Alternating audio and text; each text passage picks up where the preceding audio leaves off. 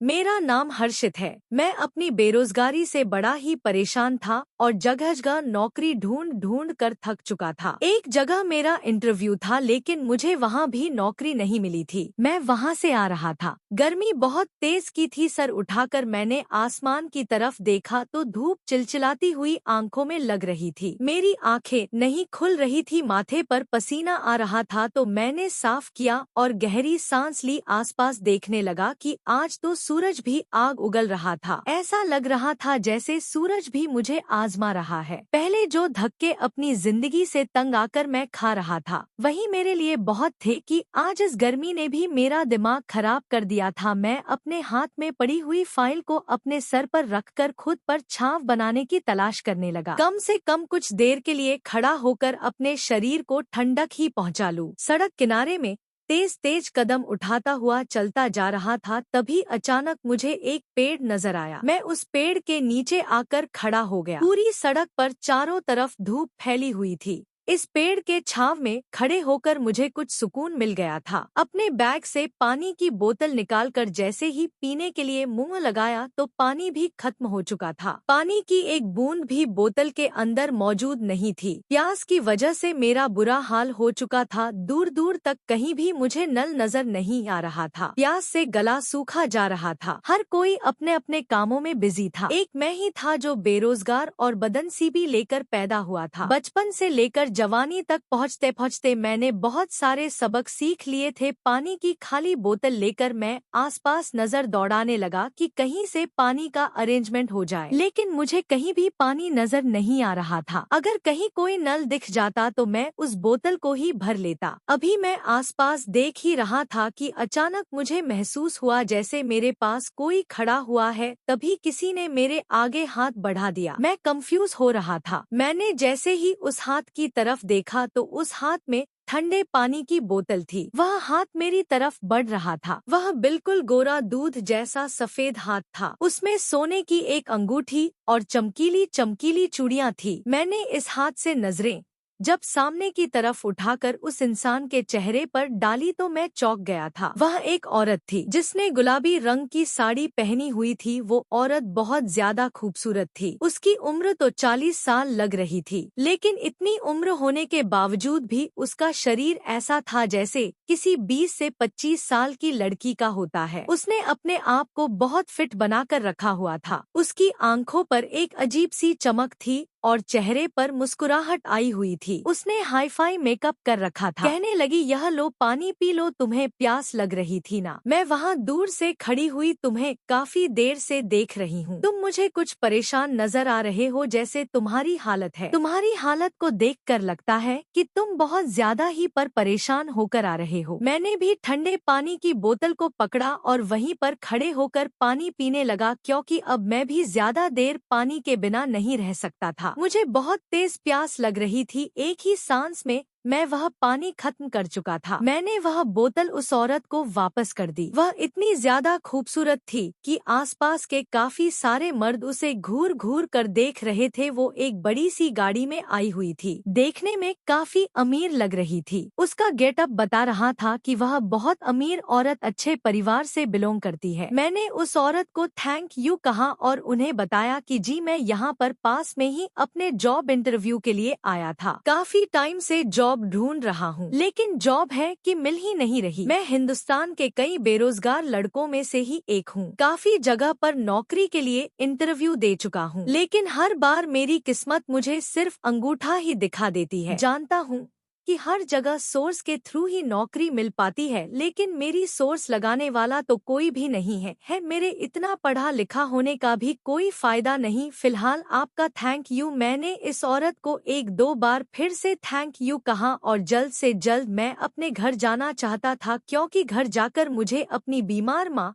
और जवान बहन के लिए खाने की सब्जी वगैरह भी लेकर जानी थी। मैं यहाँ से खाना पकाने के लिए कुछ लेकर जाता तभी मेरे घर में मुझे बना हुआ खाना मिलना था, क्योंकि एक मैं ही था जिसके ऊपर घर की सारी जिम्मेदारी थी। इसलिए मैं अपना यहाँ पर टाइम वेस्ट नहीं कर सकता था। इस औरत को शुक्रिया अदा करके मैं वहाँ से तेज कदम उठाते हुए उस औरत के पास से निकलकर अपने घर की तरफ जाने लगा था। पैसे बचाने के चक्कर में मैं ज्यादा से ज्यादा पैदल जाता था, क्योंकि रिक्शा में भी पैसे ही दिए जाते हैं, कोई हमें फ्री में तो घर तक नहीं छोड़ सकता। और यहाँ मेरे पास पैसों की बहुत ज्यादा कमी थी, बहुत सोच समझ कर चलना पड़ता था। अभी मैं भीड़ भाड़ वाली जगह से निकलकर आगे बढ़ा ही था कि मुझे लगा जैसे कोई मेरा पीछा कर रहा है। मैंने जैसे ही पीछे मुड़कर देखा तो वह गुलाबी साड़ी वाली औरत मेरा पीछा करते हुए आ रही थी। वह मुस्कुराते हुए एक बार फिर मेरी तरफ देखने लगी थी। मैं कुछ समझ नहीं पाया था। मैंने सोचा कि हो सकता है कि इस औरत का घर भी इसी रास्ते पर हो, लेकिन वह पैदल क्यों आ रही थी? यही बात सोचते हुए मैं चल रहा था, फिर वह मेरे बराबर में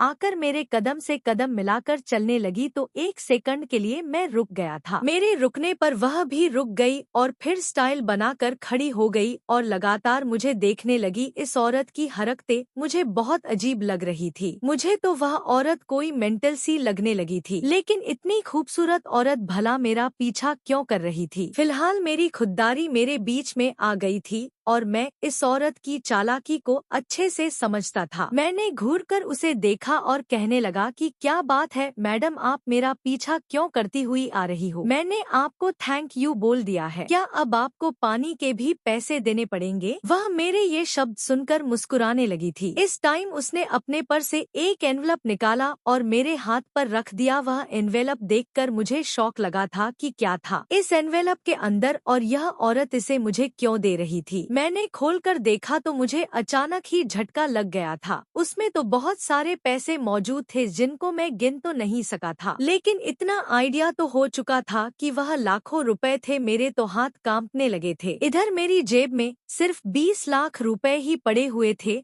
और यह औरत कह रही थी कि यह 20 लाख रुपए हैं, यह पैसे तुम्हारे भी हो सकते हैं, मैं इन पैसों को तुम्हें दे दूंगी, क्या तुम इन 20 लाख रुपए के मालिक बनना चाहोगे? इस औरत की बात सुनकर मैं तो बड़ा हैरान रह गया था। आखिर किस काम के लिए वह 20 लाख रुपए दे रही थी? मैंने सवाल किया कि आप यह 20 लाख रुपए मुझे क्यों देना चाहती हो? मैं तो आपको जानता भी नहीं, आपकी मेरी तो कोई जान पहचान भी नहीं है और ना ही मैंने आपका कोई काम किया है, फिर आखिर आप मुझे इतने ढेर सारे पैसे देने के लिए क्यों तैयार हो? आप मुझे यह पैसे क्यों देना चाहती हो मैडम? क्या आप मुझे बेवकूफ बना रही हो? वह औरत मुझे घूर कर देखते हुए कहने लगी, मैं तुम्हें एक बात बताना चाहती हूँ, लेकिन यहाँ पर नहीं, हम दोनों आगे कहीं बैठकर तसल्ली के साथ बातचीत करते हैं। वो औरत मेरे आगे आगे चल रही थी और मैं उसके पीछे पीछे था, उसके कदम से कदम मिलाकर चल रहा था। मेरे दिल में तो जैसे खुशी उमड़ पड़ी थी। यह औरत 20 लाख रुपए मुझे देने वाली थी। मैं तो 20 लाख रुपए के लिए कुछ भी करने को तैयार था। आखिर 20 लाख रुपए कोई छोटी रकम तो नहीं होती, कम से कम मुझ जैसे गरीब के लिए तो यह पैसे कम नहीं थे। 20 लाख रुपए से तो मैं अपना कोई कारोबार भी कर सकता था। मेरे दिमाग में काफी सारे ख्याल आने लगे थे। वह औरत चलते चलते मुझे एक होटल में ले आई। यहाँ पर अंदर आने के बाद हम दोनों एक तरफ को बैठ गए थे। उसने वेटर से कहकर कॉफी का ऑर्डर दिया। थोड़ी देर के बाद इस औरत के पास किसी की कॉल आ गई और यह फोन पर बातें करने के लिए चली गई। इतनी देर में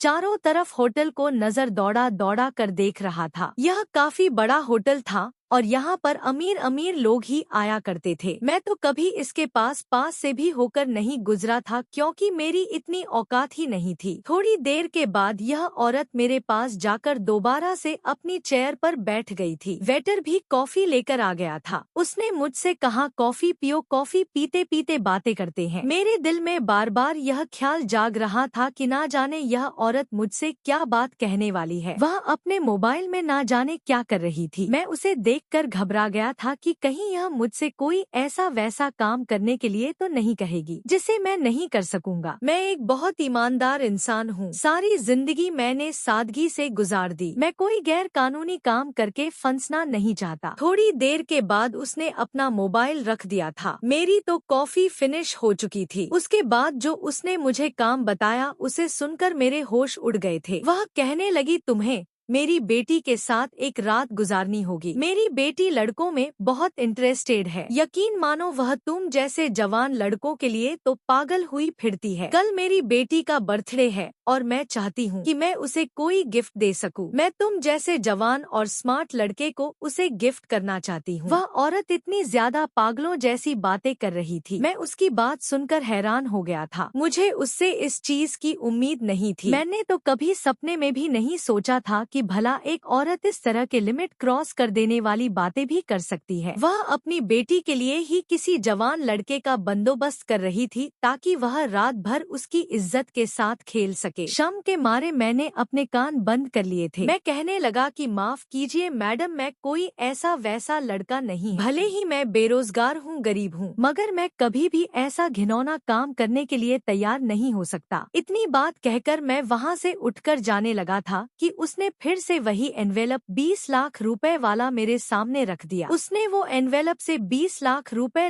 निकाल कर लहराए और इन पैसों को वह मुझे दिखाने की कोशिश कर रही थी। उसकी इस हरकत ने तो मुझे मजबूर कर दिया था। मैं भी तो अपनी आने वाली जिंदगी को संवारना चाहता था और मुझे दूर दूर तक कोई उम्मीद नहीं थी कि कहीं से मेरे पास पैसों का बंदोबस्त हो सकता है। यह मेरे पास एक गोल्डन चांस था जिसे मैं एक्सेप्ट कर लेता तो शायद मेरी जिंदगी बदल जाती। मैंने उस औरत को देखा जो पैसे हाथ में हिला हिला कर अपनी अदाएं दिखा रही थी। वह मुझसे कहने लगी, सोच लो, इसमें तुम्हारा ही फायदा है। एक रात की ही तो बात है और सिर्फ एक रात ही तुम्हारी तकदीर बदल सकती है। मुझे तो तुम जरूरतमंद लगे, इसलिए मैंने सोचा कि मैं तुम्हारी मदद कर देती हूँ, वरना मेरी बेटी को लड़कों की कोई कमी नहीं है। सिर्फ एक रात गुजारने के तुम्हें इतने पैसे मिल रहे हैं, फिर इसमें परेशानी वाली क्या बात है? या फिर तुम इस काबिल ही नहीं हो कि तुम किसी लड़की के साथ एक रात गुजार सको? यह बात कहकर वह खामोश हो गई और मुस्कुराने लगी थी, जबकि मैं बहुत ज्यादा शर्मिंदा हुआ था। मैं सोच रहा था कि क्या करूं, क्या इस औरत की बात मान लूं, इस औरत से इनकार कर दूं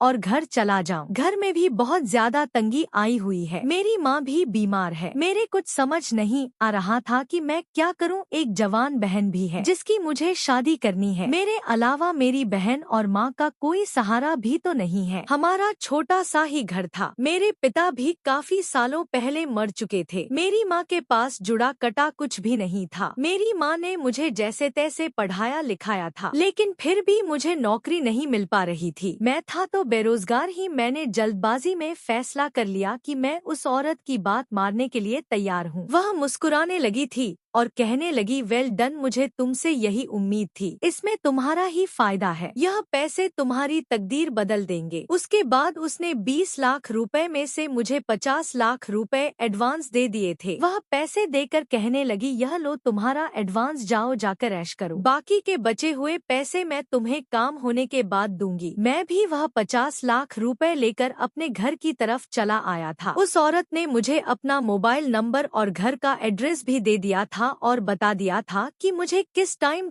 उसके घर पर जाना है। मैं अपने घर गया तो मैं बाजार से खाना लेता हुआ चला गया था, क्योंकि मुझे घर लौटते हुए काफी देर हो गई थी, इसलिए मैं होटल से ही खाना लेकर चला गया था। अपनी माँ की कुछ दवाइयाँ और उनके लिए फ्रूट्स भी लेता हुआ चला गया था और घर में थोड़ा सा राशन भी भरवा दिया था। मेरी माँ ने मेरे हाथों में इतना सारा सामान देखा और देखा कि आज पकाने के लिए कोई सब्जी नहीं लेकर आया हूँ, बल्कि पका पकाया ही खाना लेकर आया हूँ। यह देखकर मेरी माँ हैरान रह गई थी, क्योंकि आज से पहले मैं इतना ज्यादा सामान लेकर कभी भी घर में नहीं आया था। मेरी माँ और बहन मुझसे सवाल करने लगी कि तुम यह कुछ कैसे लेकर आए हो, इतने पैसे तुम्हारे पास कहां से आए? सुबह तो तुम कह रहे थे कि तुम्हारे पास पैसे नहीं है। अपनी माँ की बात सुनकर मैं थोड़ा सा घबरा गया था। माँ तो माँ होती है और माँ के सामने मैं क्या झूठ बोल सकता था। हाथ मुंह धोते हुए मैं माँ से कहने लगा, माँ, मेरी एक जगह जॉब लग गई है, उन्होंने मुझे एडवांस दिया है, बस इन्हीं पैसों से मैं आपके लिए सामान लेकर आ गया हूँ। मैंने सोचा कि बाजार से ही खाना लेकर चलता हूँ, बहन को परेशान नहीं होना पड़ेगा। मेरी बहन आज मुझे बहुत ज्यादा खुश नजर आ रही थी, क्योंकि वह बेचारी हमेशा घर के कामों में लगी रहती थी और आज तो उसे खाना बनाने से छुट्टी मिल गई थी। मेरी माँ मेरी नौकरी के बारे में सुनकर बहुत खुश हो गई थी और कहने लगी कि भगवान तुम्हें इसी तरह से कामयाब करें। देखना, अगर इसी तरह से तुम्हारी नौकरी चलती रही तो धीरे धीरे हमारे घर के हालात काफी अच्छे हो जाएंगे। मेरी बहन ने मेरे लिए खाना लगाया और हम तीनों ने साथ बैठकर खाना खाया था, लेकिन मेरा ध्यान अभी भी उस औरत की तरफ ही लगा हुआ था। उस लड़की के साथ एक रात गुजारने के वह मुझे 20 लाख रुपए दे रही थी। क्या यह बात सच थी या फिर वह मुझे बेवकूफ बना रही थी? अब जो भी था, यह सच तो कल ही खुलने वाला था। मैं अगले दिन फिक्स टाइम पर तैयार होकर घर से निकलने लगा तो मेरी माँ ने मुझसे सवाल किया कि बेटा तुम कहाँ जा रहे हो? इतना तैयार होकर मैंने माँ से कहा कि मैंने कल आपको बताया था ना कि मेरी नौकरी लग गई है, बस वहीं जा रहा हूँ। आप भगवान से प्रार्थना कीजिएगा कि आपका बेटा कामयाब हो जाए। अगर आपका बेटा कामयाब हो जाएगा तो हमारा पूरा भाग्य बदल जाएगा। मेरी माँ यह बात सुनकर बहुत खुश होने लगी और मैं घर से निकल आया था। रिक्शा पकड़कर मैं उस औरत के बताए हुए एड्रेस पर चला गया था। मैं इस औरत के घर पहुंच चुका था। इस औरत का घर देखकर तो मेरी आंखें फटी की फटी रह गई थी। मैंने दोबारा से अपने पास मौजूद एड्रेस को देखा और फिर इस घर को देखा। यह कोई घर नहीं था बल्कि एक महल था। यह इतना ज्यादा खूबसूरत घर था, शायद मैंने इतना बड़ा और खूबसूरत घर पहली बार देखा था। लेकिन मैं यह सोच सोच कर परेशान हो रहा था कि यह इतनी अमीर औरत इतना गलत काम कैसे कर सकती है। मैं उस औरत के घर के बाहर खड़े होकर ही उसके दिए हुए नंबर पर कॉल करने लगा। उसने मेरी कॉल रिसीव किया और कहा कि तुम कहाँ पर हो? मैंने उसे बताया कि मैं तो आपके घर के बाहर ही खड़ा हुआ हूँ। तो उसने शॉक होकर कहा, अरे तुम बाहर क्यों खड़े हुए हो? जल्दी से अंदर आओ, मैं तुम्हारा बहुत देर से इंतजार कर रही हूँ। मैं डरते डरते हुए घर के अंदर चला गया था। यह घर तो मैंने आज से पहले सिर्फ मूवीज में ही देखे थे। आज मैं पहली बार इतने बड़े घर के अंदर मौजूद था। घर के अंदर गया तो वह औरत मेरे सामने तैयार होकर खड़ी हुई थी। आज तो उसने बहुत ही छोटा ब्लाउज पहना हुआ था और उसकी साड़ी का पल्ला भी उसके कंधे पर नहीं था। पता नहीं वह मुझे क्या समझ रही थी। मैंने उससे कहा, मैडम आपको मेरे सामने ऐसी हरकतें करने की कोई जरूरत नहीं। देखिए मैं ऐसा वैसा लड़का नहीं हूँ, मैं बहुत ज्यादा मजबूर हूँ, इसलिए मैं यह काम करने के लिए तैयार हुआ हूँ। वो मुझे देखकर हंसने लगी और कहने लगी कि मैं तो तुम्हारी नियत देखना चाहती थी। मुझे लगता है कि तुम मेरा काम ढंग से नहीं करोगे, लेकिन अगर तुमने मेरा काम ठीक तरीके से नहीं किया तो मैं तुम्हें यह पैसे नहीं दूंगी। अगर तुम्हें ये पैसे लेने हैं तो मेरे कहने के मुताबिक ही काम करना होगा। उसने मुझसे कहा कि अच्छा चलो ठीक है, तुम बैठ जाओ। उसने नौकरानी को आवाज लगाई और उससे कहा कि मेहमान आए हैं, इनके लिए चाय बनाओ। मैं तो जितना हैरान होता मेरे लिए उतना ही कम था। मैं बहुत ज्यादा नर्वस था, मगर वह औरत कहने लगी कि तुम्हें यहाँ पर जिस काम के लिए बुलाया गया है वह काम तुम्हें रात को शुरू करना है। जब तक तुम्हें यहीं पर रहकर टाइम काटना होगा। मैंने इस घर में बैठे बैठे सारा दिन गुजार दिया था और मुझे बार बार यहाँ पर कुछ ना कुछ खाने पीने का सामान दिया जा रहा था। जब रात हो गई तो वो औरत मेरे पास आई और कहने लगी, तुम्हारा इंतजार अब खत्म हुआ, अब तुम्हें मेरी बेटी के कमरे में जाना होगा। मेरी बेटी तुम्हारा इंतजार कर रही है। मेरे दिल की धड़कनें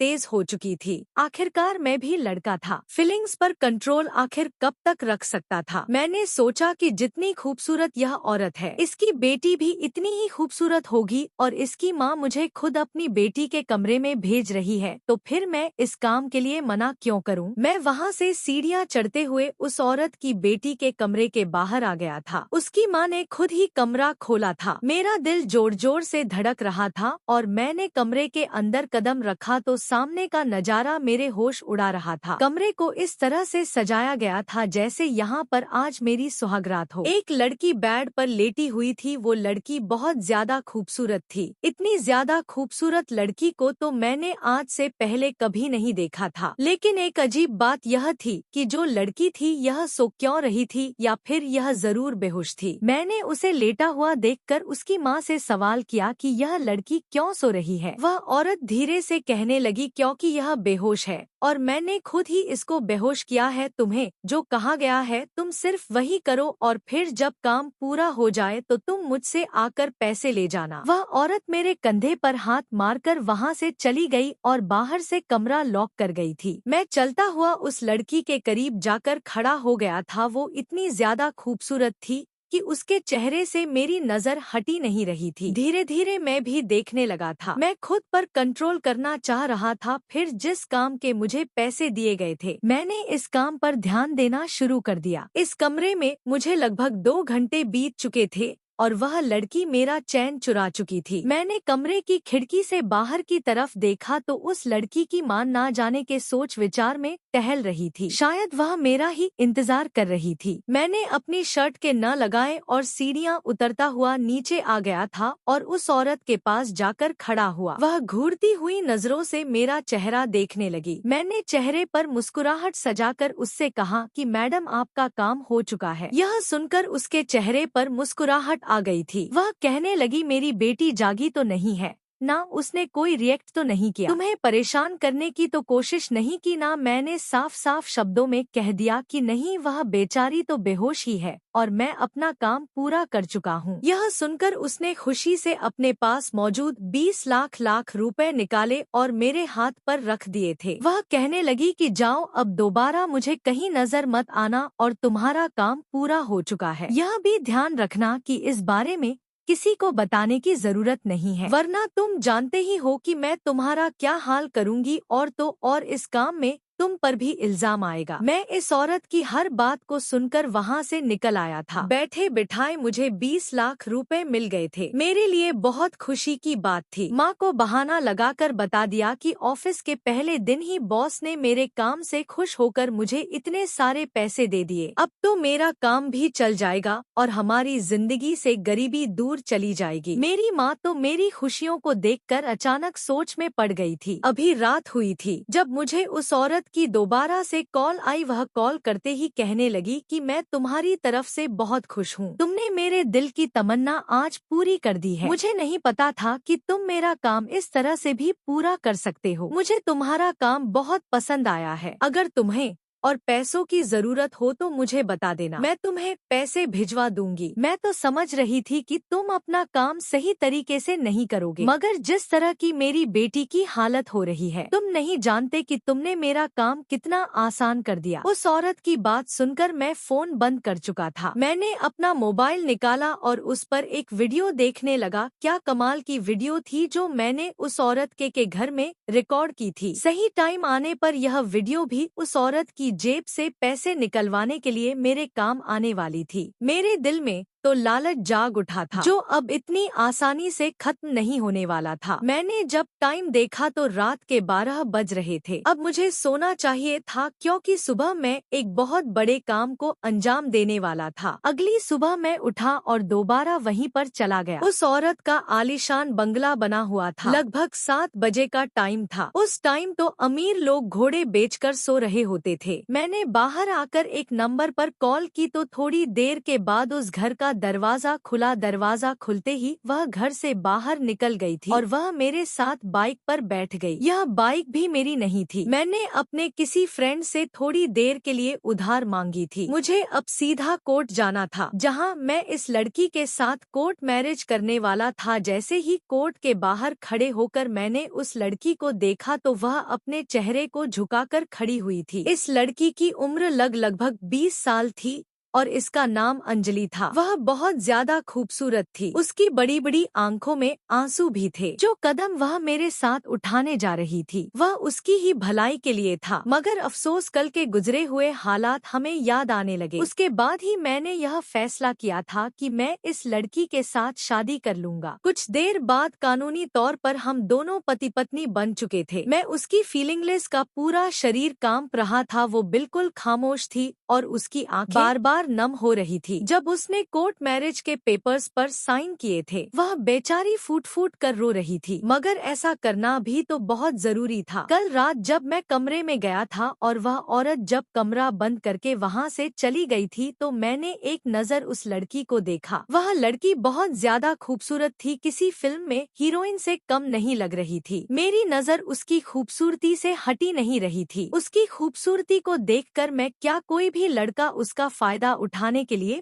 पूरी तरह से तैयार हो जाता, मगर उसके चेहरे पर एक अजीब सी मासूमियत मुझे नजर आ रही थी और उसकी शराफत देखकर मेरा दिल मुझे गलत काम करने से रोक रहा था। मैं भी तो बहुत ज्यादा मजबूर था और मुझे पैसों की जरूरत थी। मैं बहुत ज्यादा कंफ्यूज हो गया था। मैं कमरे में इधर उधर टहल टहल कर सोच रहा था कि भगवान मुझे कोई सही रास्ता दिखा दे कि मैं कुछ गलत भी ना कर सकूं और मुझे पैसे भी मिल जाएं। अभी मैं यही सब कुछ सोच रहा था कि अचानक मुझे टेबल पर एक डायरी रखी हुई नजर आई। यह डायरी ऊपर से बहुत ज्यादा खूबसूरत थी। इस डायरी को शायद इस लड़की ने अपने हाथ से ही बनाया था। मैंने डायरी को खोला और पढ़ने के लिए बैठ गया। उस डायरी में इस लड़की की पूरी इन्फॉर्मेशन लिखी हुई थी और इसकी जिंदगी की कहानी भी थी। इस डायरी में लिखा हुआ था कि ये औरत मेरी सौतेली माँ है, जिसने सबको यह साबित किया हुआ है कि मैं पागल हूँ और यह मुझे पागल साबित करके इस घर से निकाल देना चाहती है। मैं अपनी सौतेली माँ से बहुत तंग आ गई हूँ। मैं जीना नहीं चाहती क्योंकि मैं ऐसी जिंदगी नहीं गुजार सकती जहाँ पर मेरे अपने ही मेरा यकीन ना करें। यह औरत हमेशा मुझे मेरे पिता की नजरों में गिराने के लिए तैयार रहती है। मेरे पिता मुझसे नाराज रहने लगे हैं। उन्हें भी यही लगता है कि मैं पागल हूँ और पागलों जैसी हरकतें करने लगी हूँ, लेकिन मैं पागल नहीं हूँ। मैं तो बिल्कुल ठीक हूँ। यह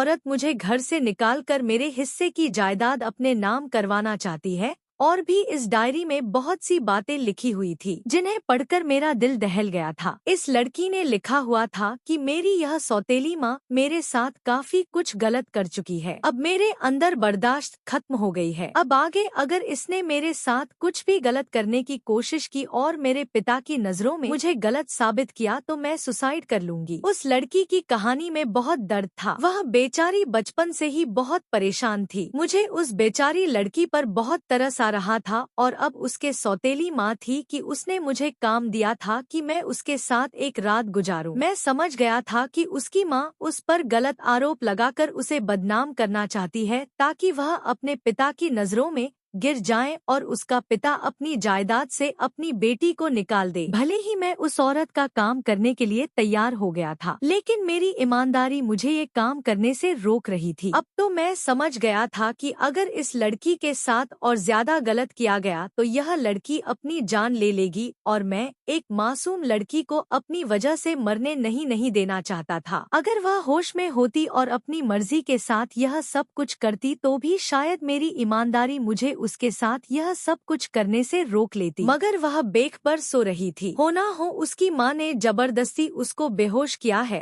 ताकि जब उसे होश आए तो उसकी इज्जत लूट चुकी हो। लेकिन यह औरत उस बेचारी के बहुत ज्यादा पीछे पड़ी हुई थी। वह औरत जैसी भी थी तो उसकी माँ ही, और फिर एक औरत ही दूसरी औरत की इज्जत खराब करने पर तुली हुई थी। मैंने उस लड़की के साथ कुछ भी गलत ना करने का फैसला कर लिया था और फिर मैंने सोचा कि मैं इसे जगाने की कोशिश करता हूँ। कई बार मैंने उसे उठाने की कोशिश की मगर वह जागी नहीं रही थी। कुछ ही देर बाद बार बार आवाजों की वजह से उसे होश आ चुका था। जैसे ही वह जागी उसने अपने कमरे के चारों तरफ देखा और फिर मुझे देखा तो वह बहुत घबरा गई और रोने लगी, कहने लगी कि तुम कौन हो और यहाँ मेरे कमरे में क्या कर रहे हो। वह चीख कर मुझसे दूर हट गई। उसकी आवाज भी उसके जैसी ही प्यारी थी। मैं उसे तसल्ली देते हुए कहने लगा, तुम्हें डरने की जरूरत नहीं है, मैं तुम्हें सब कुछ बताता हूँ। मैं कोई गलत इंसान नहीं हूँ। इसके बाद मैंने उसे वह सब कुछ बता दिया जो कुछ उसकी माँ ने मुझे उसके साथ करने के लिए कहा था और उसके बदले में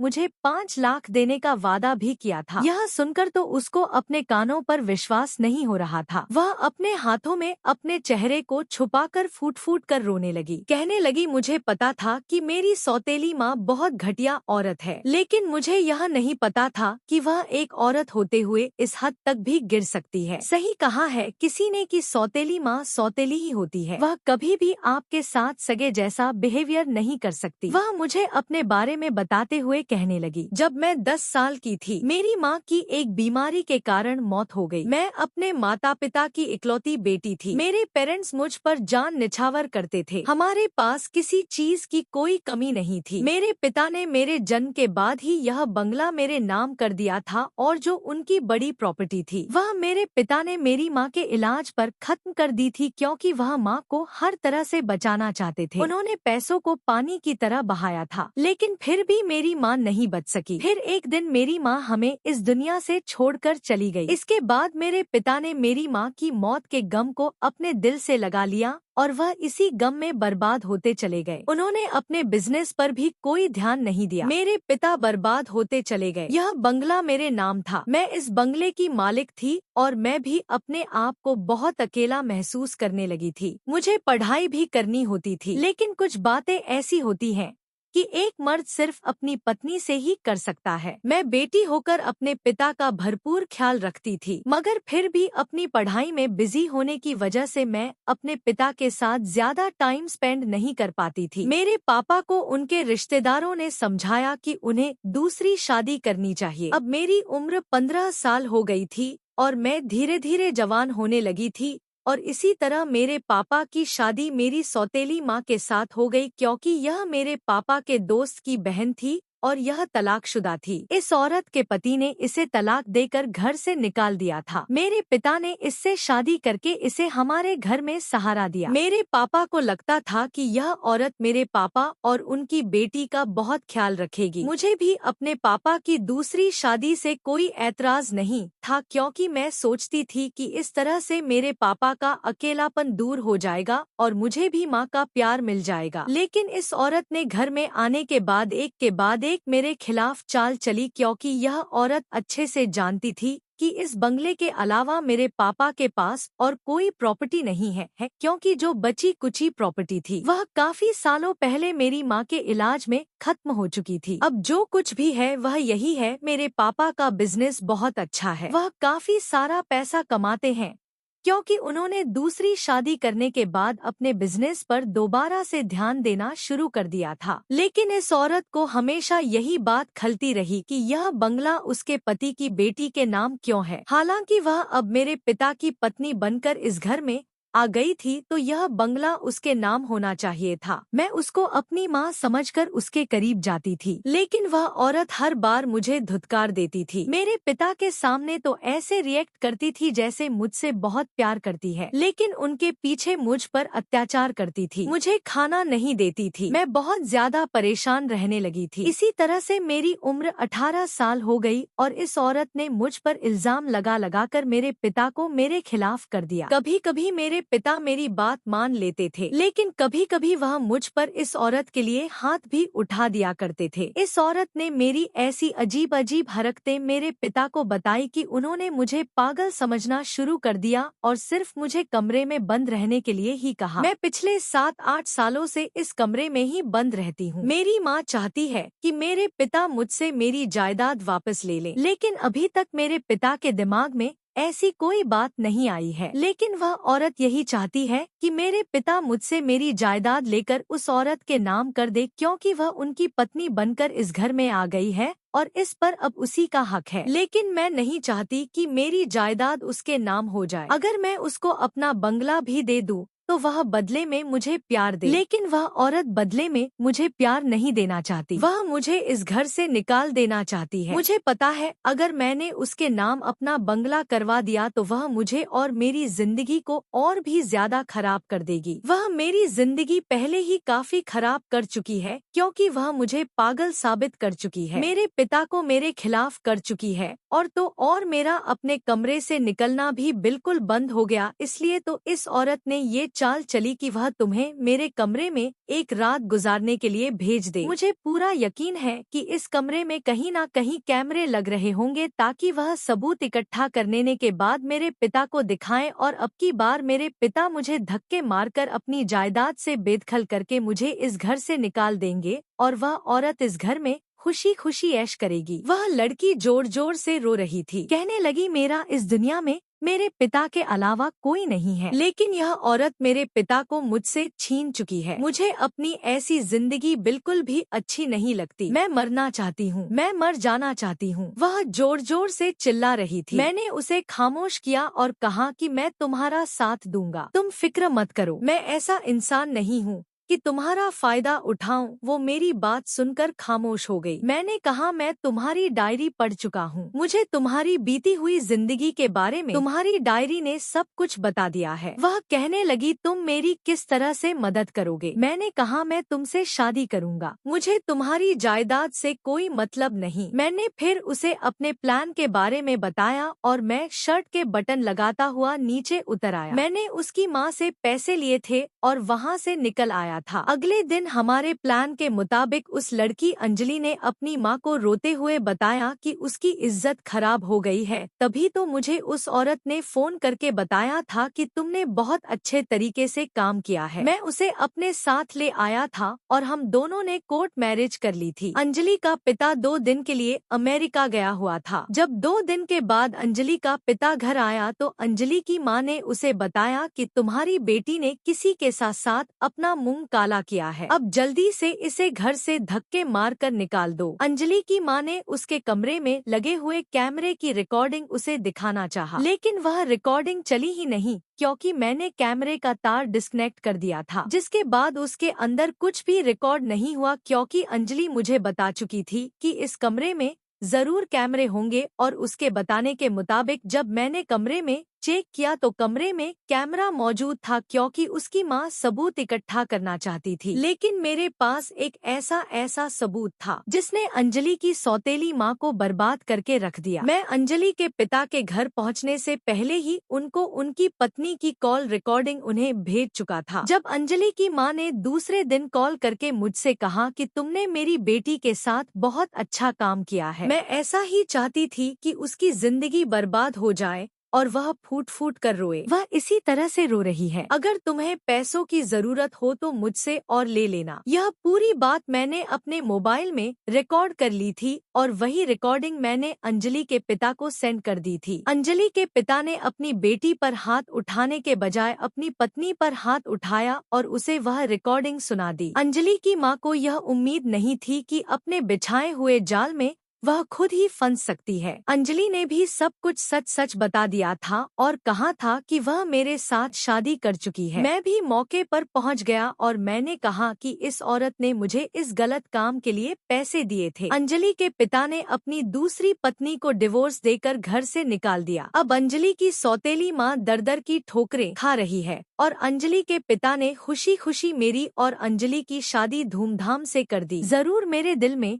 लालच आ गया था, लेकिन मैं किसी औरत की इज्जत खराब नहीं कर सकता था। मेरी इस ईमानदारी से खुश होकर उन्होंने कहा कि तुम्हें चोरी चुपके शादी करने की क्या जरूरत थी, मैं तुम्हारी खुशी खुशी अपनी बेटी के साथ शादी करवा देता। और यही हुआ, उन्होंने खुशी खुशी मेरी और अंजलि की शादी करवा दी। मेरी माँ और बहन को भी इस बात से कोई ऐतराज नहीं था क्योंकि अंजलि खूबसूरत होने के साथ साथ एक संस्कारी और अमीर पिता की बेटी थी। मेरी शादीशुदा जिंदगी अंजलि के साथ बहुत अच्छी गुजर रही है और मैं अंजलि से बहुत ज्यादा प्यार करता हूँ। दोस्तों, उम्मीद करती हूँ आपको हमारी कहानी पसंद आई होगी। कहानी पसंद आई है तो वीडियो को लाइक करें, चैनल पर नए हैं तो चैनल को सब्सक्राइब करें और हाँ, नोटिफिकेशन बेल को जरूर दबाएं ताकि अगली अपडेट सबसे पहले आपको मिले।